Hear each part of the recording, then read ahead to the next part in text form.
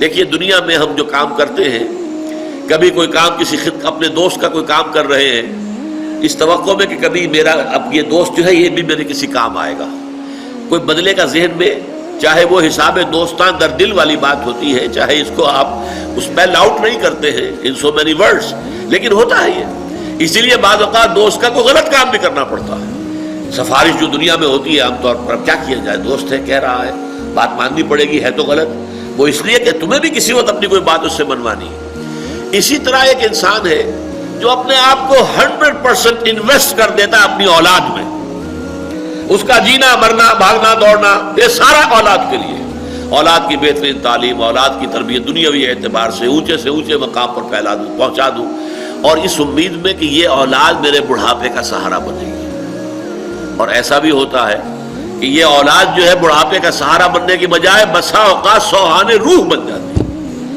واقعات ایسے بھی معاملات دنیا کے اندر ہوتے ہیں۔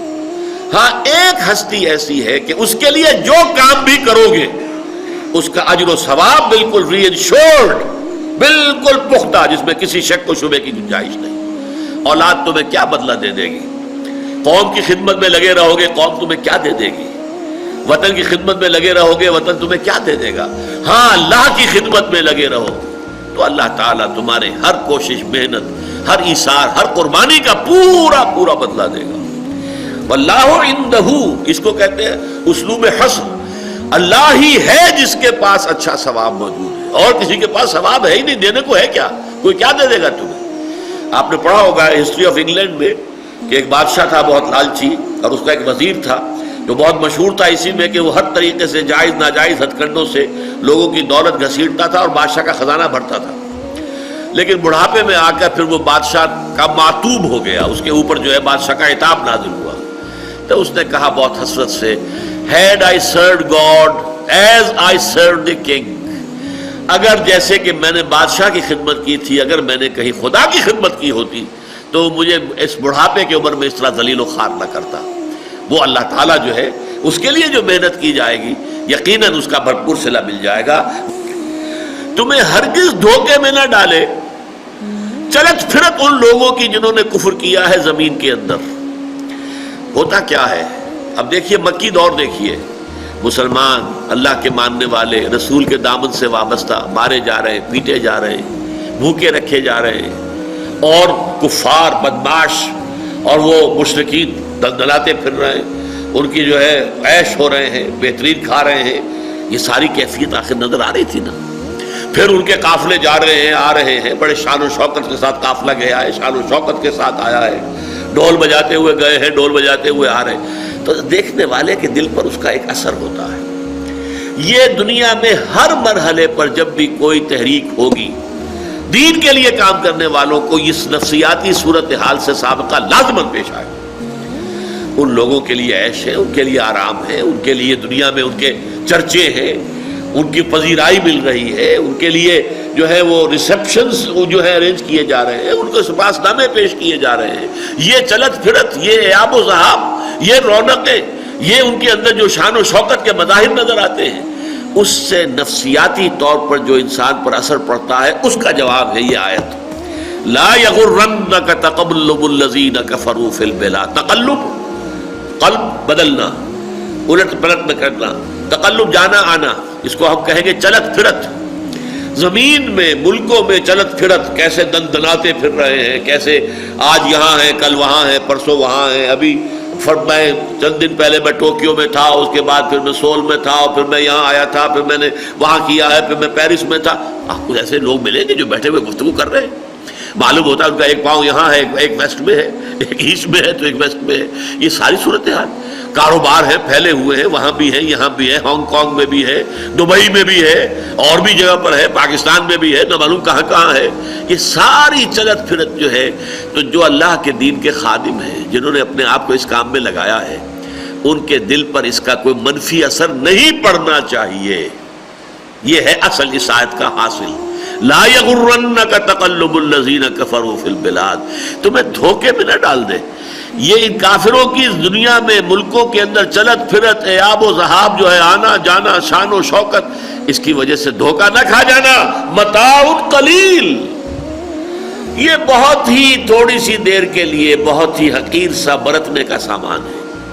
یہ زندگی ہے کیا؟ کتنی ہے؟ کتنی لمبی ہے؟ آج مرے کل جنگ پر لو، کیا پتا ہے، بات ختم ہو جائے گی. یہ ساری چمک دمک، یہ ساری جو ہے چلت پھرت، یہ شوق، یہ سارا کا سارا جو بھی ہے ان کا، یہ کیا ہے؟ عارضی چند دنوں کی یہ چلت پھرت ہے. متاع قلیل ثم مأواہم جہنم، پھر ان کا ٹھکانہ جو ہے وہ جہنم ہے. وبئس المہاد، اور وہ بہت ہی برا بستر ہے، بہت ہی برا ٹھکانہ ہے. یہ بھی ایک، جیسا کہ میں نے عرض کیا، دین کے لیے کام کرنے والے، فالذین ہاجروا واخرجوا من دیارہم واوذوا فی سبیلی وقاتلوا وقتلوا، جو لوگ بھی اس راہ پر چلنے والے ہیں ان لوگوں کے لیے ایک بہت بڑی نصیحت یہ ہے کہ تمہیں دیکھنا ہوگا، شان و شوکت ان کی ہوگی، دنیا میں بول بالے ان کے ہوں گے، ان کے جو ہے جلوس نکل رہے ہوں گے، ان کی طرف لوگوں کا رجحان ہوگا، لوگ جو ہے ان کے نعرے لگا رہے ہوں گے، ان کے زندہ باد کے نعرے فلک شگاف ہوں گے، سب دیکھو گے تمہیں دیکھنا پڑے گا. اس دیکھنے کے باوجود حق پر قائم رہنا. بدا الاسلام غریبا وسیعود کما بدا، اسلام جب شروع ہوا تب وہ اجنبی سا تھا، کوئی اس کا جاننے پہچاننے والا تھا ہی نہیں.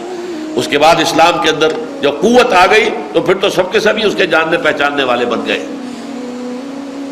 لیکن حضور نے فرمایا بہت جلد اسلام دوبارہ غریب ہو جائے گا. فطوبی للغرباء، تو پھر مبارکباد ہے ان لوگوں کے لیے جو اسلام کے دور غربت میں خود بھی غریب ہو جائے.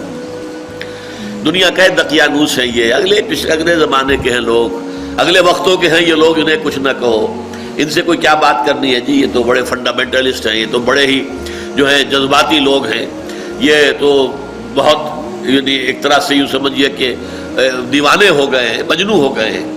لیکن یہ سب کچھ سننا پڑے گا. لیکن الذین اتقوا ربہم، پھر دیکھیے وہی پوائنٹ آ گیا، وعدہ جو اللہ کا ہے اہل ایمان سے وہ اصل میں آخرت کا وعدہ ہے، دنیا کا وعدہ لازم نہیں ہے. بے شمار انبیاء گئے، دنیا میں کوئی کامیابی حاصل نہیں ہوئی. انبیاء کیا، اللہ کے بڑے بڑے رسول چلے گئے دنیا سے اور کوئی کامیابی حاصل نہیں ہوئی. حضرت عیسیٰ کو کون سی کامیابی حاصل ہوئی؟ اتنی عظیم شخصیت، عظیم ترین معجزات جن کو دیے گئے، روح اللہ، کلمۃ منہ، اللہ کا خاص کلمہ، اللہ کی خاص روح، ان کا مقام اور مرتبہ ذرا اندازہ کیجئے آپ. کیا کامیابی حاصل ہوئی؟ کچھ بھی نہیں. دنیا کی کامیابی کی کوئی گارنٹی نہیں ہے قطعاً. جو لوگ اس کو اپنا مقصود بنا لیتے ہیں وہ پھر گھبرا بھی جاتے ہیں، پھر فرسٹریشنز ہوتی ہیں، پھر ناکامی کی وجہ سے ڈپریشن آتی ہے. یہ کیا ہوا، میں کچھ نہیں کر سکا، میں نے اپنی زندگی لگا دی پوری، کچھ حاصل نہیں ہوا. اس کے نتیجے میں پھر انسان کے اعصاب جواب دے جاتے ہیں. یا یہ پھر ہوگا انسان پھر سوچتا ہے کہ سیدھے راستے سے نہیں ہو رہا، کسی ٹیڑھی انگلیوں سے گھی نکالوں، کوئی بائی ہک اور بائی کروک. جیسے کہ فٹ بالر جو ہے یا ہاکی کھیلنے والا جو ہے وہ اپنی بال کو کیری کرتا ہے، ادھر سے ادھر سے ادھر سے ادھر سے، کہیں سے ہو کر نکل جاؤ، کامیابی حاصل ہونی چاہیے. بس یہ سب سے بڑا خناس ہے جو دماغ میں پیدا ہوتا ہے، جس سے تحریکیں برباد ہو کر رہ جاتی ہیں. بہت عرصے کی محنتیں اور کوششیں اور جد و جہد اور دن رات کی جو بھی محنت تھی، نتائج زیرو ہو جاتے ہیں صرف اس وجہ سے کہ آدمی دنیا کی کامیابی کے پیچھے پڑ کر اور اس کو بھی ایک معیار سمجھ لے.